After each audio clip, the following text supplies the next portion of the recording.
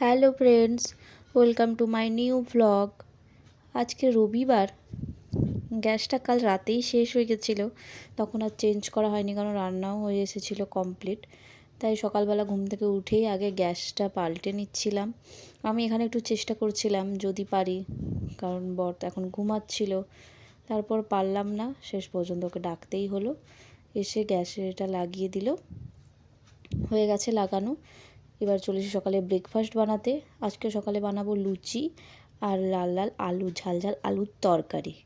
হয়ে গেছে বানানো, এবার ওকে খেতে দিয়ে দেব। তারপর চলে যেতে হবে বাজারে।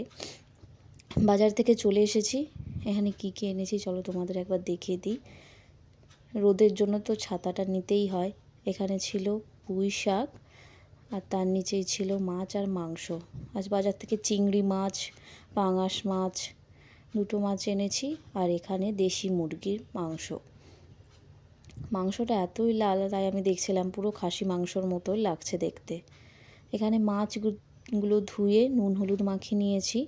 এইগুলো এবার ফ্রিজে রেখে দেবো, কারণ আজ তো মাংস হবে, মাছ লাগবে না। তাই এখানে মাংসর আলুটাও ভেজে নিয়েছি।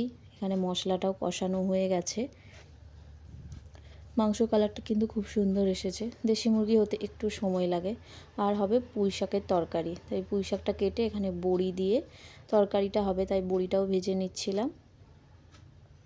এখানে শাকের তরকারিটা বসিয়ে দিয়েছি। রান্না হয়ে গেছে, এবার গ্যাসটা মুছে নেব।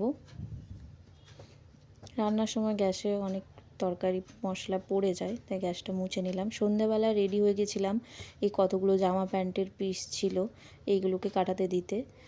আজকের ভিডিওটা এইটুকুই।